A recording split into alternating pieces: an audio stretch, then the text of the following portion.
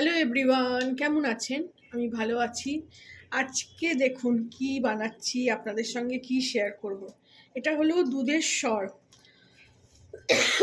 Sorry, কলকাতায় আসার পর দুধ এমন খেয়েছি বা দুধ এমন পেয়েছি, ওই প্যাকেট দুধ, তাতে না পড়ে সর, না হয় ঘি। তো আমি দিল্লিতে থাকতে একদম মানে মোষের দুধ নিতাম, একদম ঘন মোষের দুধ, গরুর দুধ, এমনকি প্যাকেটের দুধ থেকেও আমি ওখানে ঘি বানিয়েছি। তো আজকে এখন ওই কান্ট্রি ডিলাইটের যে অ্যাড দেখায় না, ওই দুধের প্যাকেটটা আমি বেশ কয়েকবার নিয়ে এতটা মতন মালাই জমিয়েছি দেখুন। সরি, এতটা মতন মালাই জমিয়েছি। আজকে তাই একটু ঘি করব। ঘি আমি দিল্লিতে বহুবার করেছি, কিন্তু এখানে কলকাতায় আসার পর করা হয়। আজকে সেটা করব। জানি না খাসি হচ্ছে কেন, গলাটা খুসখুস করছে। এটাকে আমি প্রত্যেকবার মিক্সিতে করেছি, কিন্তু এখানে মিক্সিটা তো আমার ওই বোরোসিলের ওই রকম মিক্সি, তো আমি আজকে এটা হাতেই করব। এই দেখুন, সরি, এটা ফ্রিজে থাকলে অনেক দিন ধরে বেশ গন্ধ ছেড়ে যায়, বেশ, কিন্তু এই পচাটাই দরকার।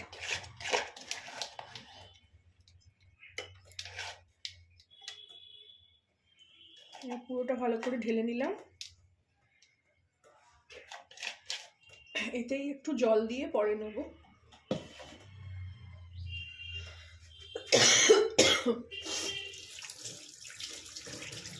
হাতটা ভালো করে ধুয়ে নিচ্ছি, হড়হড় করছে পুরো।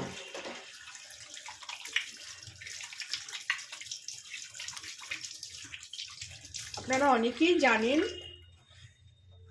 আমি বারবারই বলেছি আমি শেখাই না, আমি শুধু শেয়ার করি আমি কি করছি।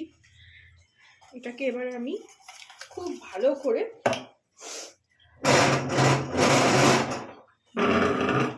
অনেকক্ষণ ধরে এরকমভাবে ফেটিয়ে নেব।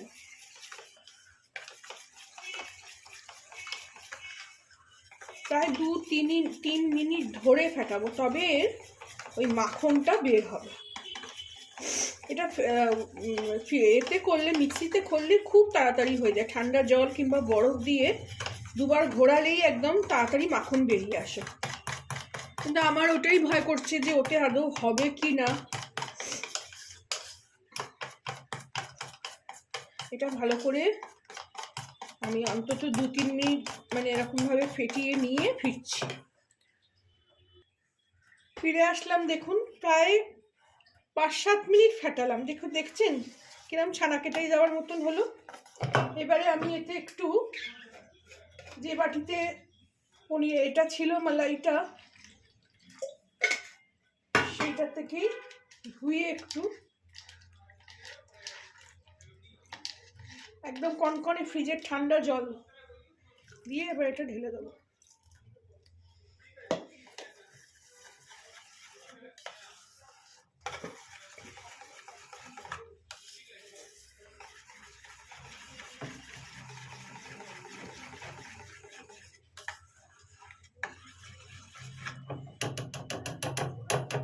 এই যে এটা চেঁচে নেবো।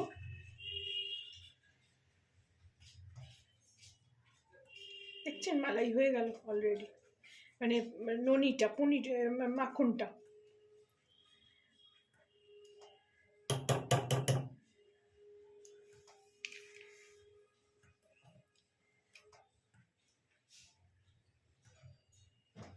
এই তুলে নেবো, জলটা ছেঁকে তুলে নিতে হবে। এটা এতে করলে, মিক্সিতে করলে 2 মিনিটও সময় লাগে না।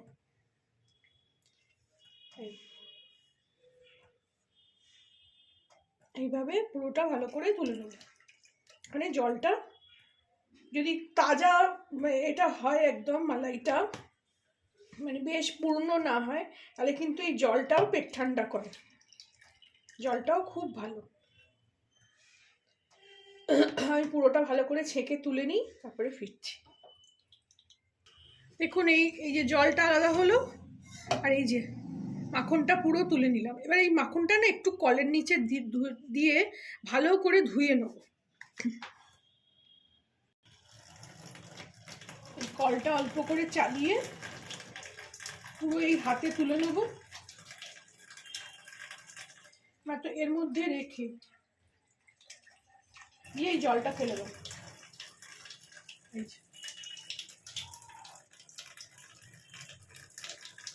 একটু জল বদলে বদলে মাখনটা ভালো করে ধুয়ে নেব। এই দেখো পরিষ্কার জল বেরোচ্ছে।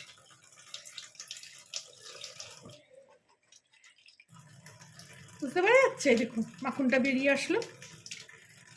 এটা কিন্তু আসল মাখন। এটা আপনারা এইরকম তৈরি করেও পরোটা দিয়ে খেলে ভীষণ ভালো লাগে, ভীষণ। এই যে ধুয়ে নিলাম। এবার এটাকে আমি কড়াই দিয়ে ঘি বানাবো।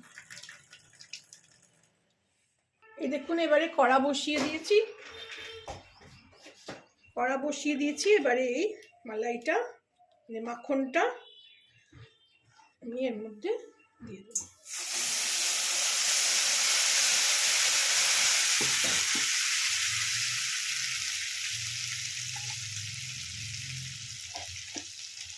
জলটা ছেঁকে দিয়ে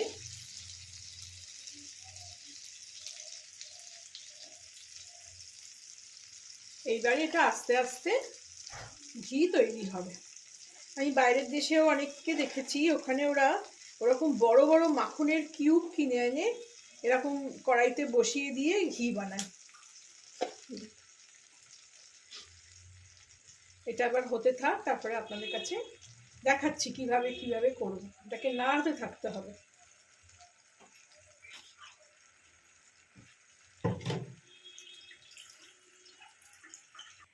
এই দেখুন ফুটছে এটা। এবারে এরকম ভাবে নাড়িয়ে নাড়িয়ে দিতে হবে। এর যে ছাইটা বেরোবে ঘি রেডি হওয়ার পর, একদম ব্রাউন হয়ে গিয়ে ঘিটা হবে। এবার যেটা ছাইটা বেরোবে সেটাও আমি ওরকম কাপড়ে ছেঁকে রেখে দিতাম। পরোটা কিংবা রুটি করলে তার উপর চেপে চেপে দিয়ে ঘি বেরোতো। বহুদিন ইউজ করতে পারতাম ওটা, ওরকমভাবে রেখে দিতাম। এরকম করতে করতে এটা ঘি রেডি হোক, তারপরে আমি আবার ফিরছি। এই দেখুন অলরেডি ঘি রেডি হয়ে গেল। আর একটু ফুটবে, এটা একটু মরমরে ব্যাপারটা আসবে। ফেনাটা কাটলেই এই দেখুন ঘিটা বোঝা যাচ্ছে, এত সুন্দর গন্ধ ছাড়ছে। মানে অনেক বছর পর আমি ঘি করলাম, আমার নিজেরই ভেবে ভাল লাগছে। আর একটু হোক, ফিরে আসলাম। এই দেখুন এই ফেনাটা সরালেই এই দেখুন ঘি রেডি হয়ে গেছে। এই যে এবার আমি এটাকে একটু ঠান্ডা করে শিশিতে ছাঁকনি দিয়ে ঢেলে নেব। বন্ধ করে দিলাম গ্যাস, একটু ঠান্ডা হোক, ফিরছি। এইবারে দেখুন এই স্টিলের দুটো জিনিস পেলাম আমি, কাঁচের কিছু নেই। এর মধ্যেই আমি দুজনের জন্য দুটো, একটা মেয়ের জন্য রাখবো, একটা ছেলের জন্য হোস্টেলে ওকে দিয়ে দেবো, আসছে আবার। এটা একটু ঠান্ডা হয়েছে,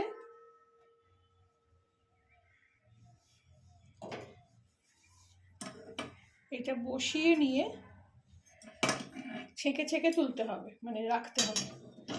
হাতে এটা নিয়ে নিলাম।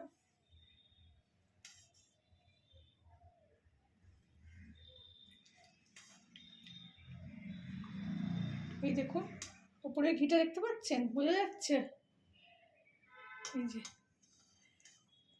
এই যে ঘি।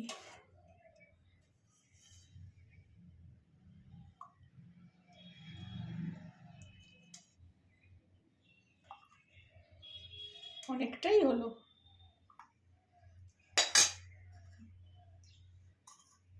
ওর জন্য একটু রাখি।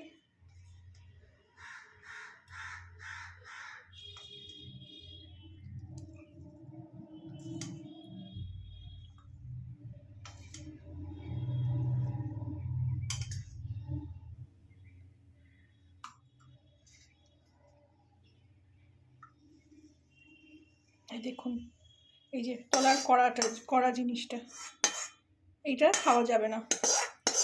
অল্পও আছে তো একটু পুড়েও গেছে। এটা একদম এরকমভাবে ছেঁকে নিচ্ছি। এত সুন্দর গন্ধ ছাড়ছে আমি বলে বোঝাতে পারবো না। আর ততই আমার খুশি হচ্ছে যে আমি এত বছর পর আবার ঘি করে একটু ছেলে মেয়েকে খাওয়াতে পারবো। দিল্লিতে যখন ঘি করেছি আমার মা, শাশুড়ি সবাইকে খাইয়েছি।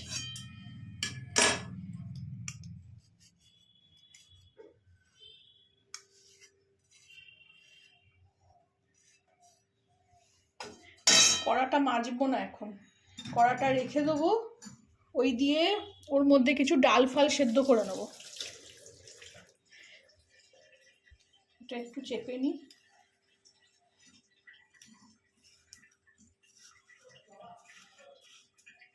দিয়ে এই পোড়া জিনিসটা ফেলে দেবো। আর এই দেখুন রেডি হয়ে গেল আমার ঘি। ওই বাবা গরম, দু জায়গায় ভাগ করে নিলাম। এই যে ওপরটা এখনো ফেনা আছে, এটা তো একটু পরে জমে যাবে, আর এখন শীতকাল তো। রেডি হয়ে গেল আমার ঘি। আপনারাও আপনাদের যদি ভালো লাগে তাহলে আমি যেভাবে শেয়ার করলাম আপনারাও বানাবেন, চেষ্টা করবেন, আমাকে জানাবেন কেমন লাগলো। ভালো লাগলে আমার চ্যানেলটাকে একটা লাইক, শেয়ার অ্যান্ড সাবস্ক্রাইব করে দেবেন।